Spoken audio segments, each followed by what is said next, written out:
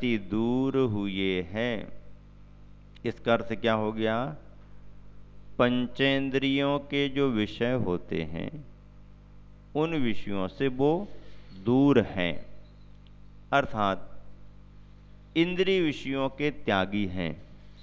इंद्रियाधीन नहीं है, इंद्रियां हैं, इंद्रियों का उपयोग भी होता है, लेकिन विषयाधीन नहीं। विषयों से अति दूर हुए हैं। कसाय गण को चूर किया, कसायों को जीत लिया है, कसायों को कृश किया है।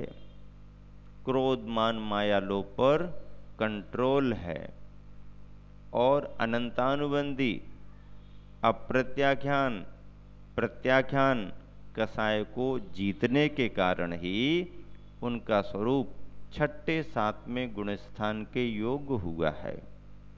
निरारंभ है, पूर्ण रूप से सकल संग को दूर किया, आरंभ से दूर हुए और सकल संग यानी संपूर्ण परिग्रह से भी दूर हुए। आरंभ और परिग्रह का जोड़ा है। परिग्रह आरंभ के बिना नहीं आता है और आरंभ परिग्रह के अर्जन के लिए ही होता है। आरंभ क्या? उत्पादन। उत्पादन को आरंभ कहते हैं। और उस उत्पादन से जो भी सामग्री संकलित होती है, अर्जित होती है, संग्रहित होती है, उसे परिग्रह कहते हैं। आरंभ परिग्रह।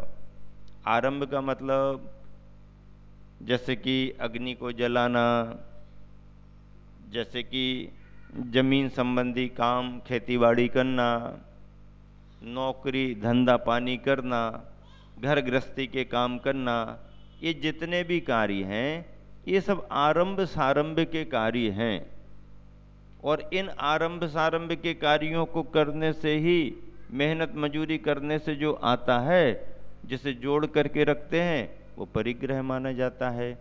तो वो गुरुवर आरंभ से भी रहित हैं यानी निरारंभी हैं और सकल संग को दूर किया। संग यानी परिग्रह। कितने प्रकार के परिग्रहों से दूर हुए हैं? 10 प्रकार के परिग्रहों से दूर हुए। कितने प्रकार के परिग्रह से दूर हुए? 10 प्रकार। कौन कौन से 10 प्रकार के? क्षेत्र, वास्तु, हिरण्य, सुवर्ण, धन, धान्य, दासी, दास, कुप्य, भांड। ये 10 प्रकार के परिग्रह हैं। इन 10 प्रकार के परिग्रहों की जरूरत गृहस्थ को पड़ती है। इनके बिना गृहस्थ का काम नहीं बनता। गृहस्थी में इन 10 प्रकार के परिग्रहों की जरूरत होती है, लेकिन जो घर गृहस्थी से ऊपर उठ चुके हैं, ऐसे मुनि राजों को, आचार्य उपाध्याय साधु को इन 10 प्रकार के परिग्रहों की जरूरत नहीं, बल्कि इनके त्याग से ही निर्ग्रंथता में गुरु का स्वरूप बनता है। ज्ञान ध्यानमय तप में रत हो। अब ऐसी चर्या बना करके कौन सा तपस्चरण करते हैं? ज्ञान ध्यान तपो रखता। ज्ञान और ध्यान के तप में लीन रहते हैं।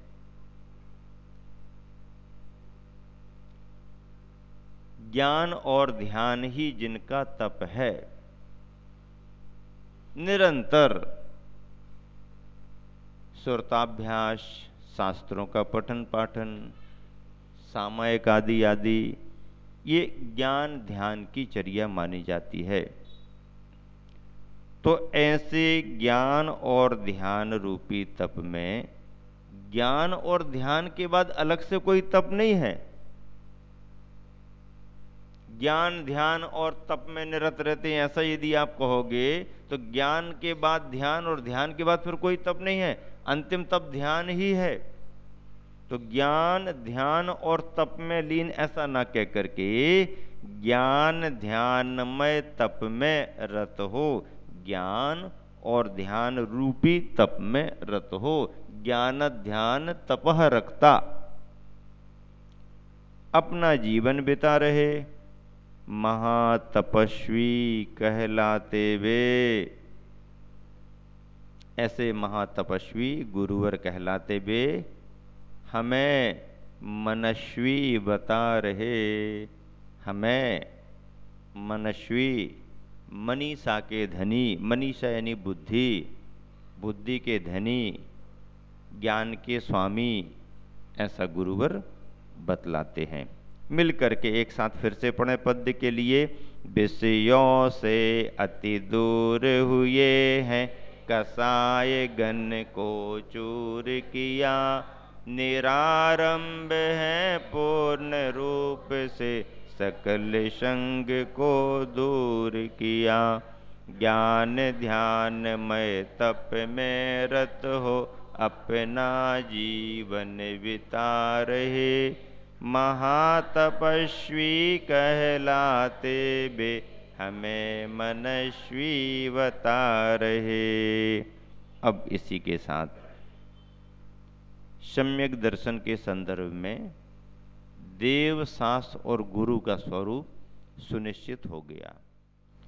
ऐसे देव शास्त्र गुरु पर जिनका स्वरूप सच्चा है, ऐसे सच्चे स्वरूप पर सच्ची श्रद्धा करना। एक बात, वह श्रद्धा कैसी होगी? 8 अंगों से सहित होगी, 3 मूढ़ताओं से रहित होगी और 8 प्रकार के मदों से भी रहित होगी। अभी संदर्भ 8 अंगों का है। अंग किसे कहते हैं? जैसे एक व्यक्ति के शरीर की परिपूर्णता में, कोई भी व्यक्ति है, उसका शरीर परिपूर्ण है, ऐसा समझने के लिए हमें ये जानना जरूरी है कि उसके दोनों हाथ हैं कि नहीं, दोनों पैर हैं कि नहीं, सिर है कि नहीं, वक्षस्थल, पृष्ठभाग आदि आदि हैं कि नहीं। तो ऐसा सब होने पर हम कहेंगे कि इसका शरीर बराबर है। और यदि किसी अंग में कमी होगी तो हम उसे क्या कहते हैं? विकलांग है। क्या कहते हैं? विकलांग है। किसी अंग में उसके कमी आ गई। और यदि परिपूर्णता है, सभी अंग हैं, यथावत बराबर हैं, तो हम कहेंगे सांगोपांग। मंदिरों में जो प्रतिमाएं विराजमान की जाती हैं, सामुद्रिक शास्त्र की अपेक्षा नाप जोक करके उन्हें सांगोपांग विराजमान किया जाता है। अनुपात बराबर बराबर होना।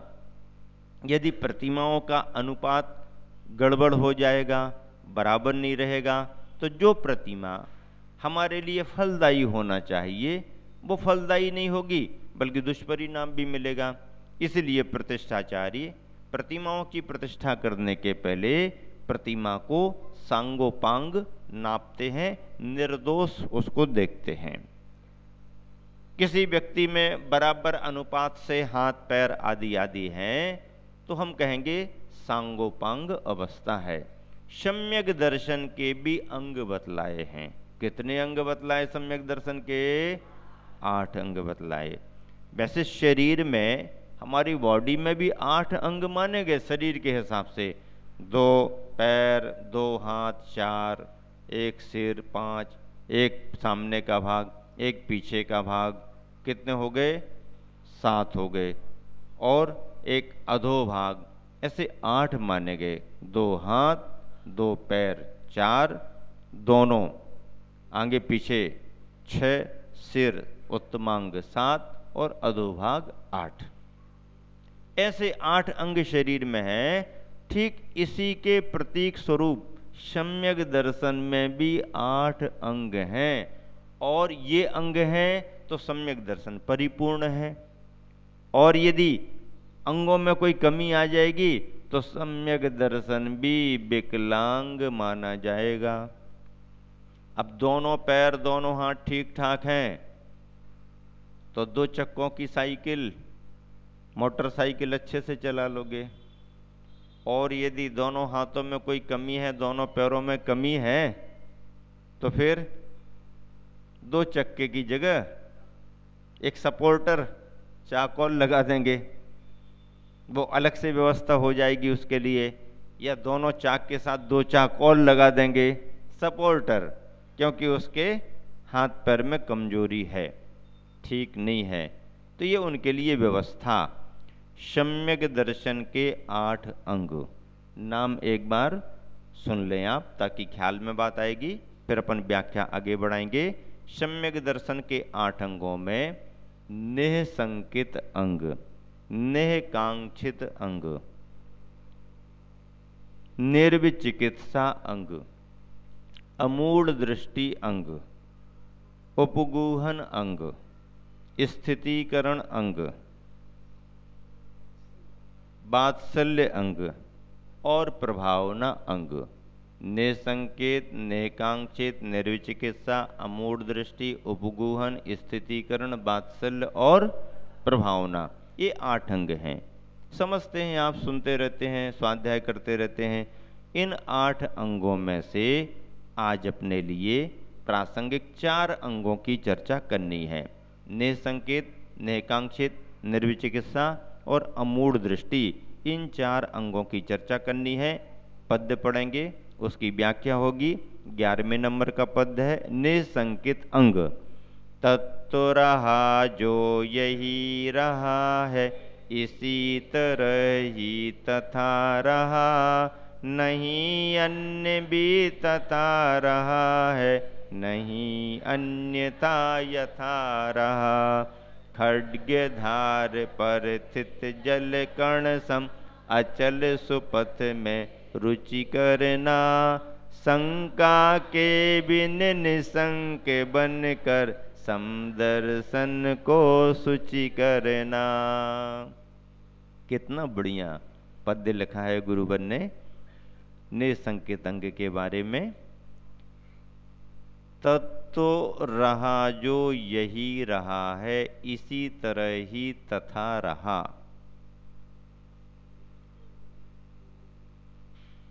तत्व इदमेवे ईदर्शमेवे न अन्यत न च अन्यथा। तत्वम, तत्व कैसा है? तत्व यानी धर्म का मार्ग, तत्व यानी भगवान के द्वारा कही गई व्यवस्था, तत्व यानी आत्म कल्याण का मार्ग। कैसा है? तो जैसा शास्त्रों में कहा है, जैसा भगवान ने कहा है, उसके बारे में कैसी अवधारणा बनाना? तत्व यही है, तत्व ऐसा ही है, तत्व दूसरा नहीं है और दूसरे प्रकार का भी नहीं है।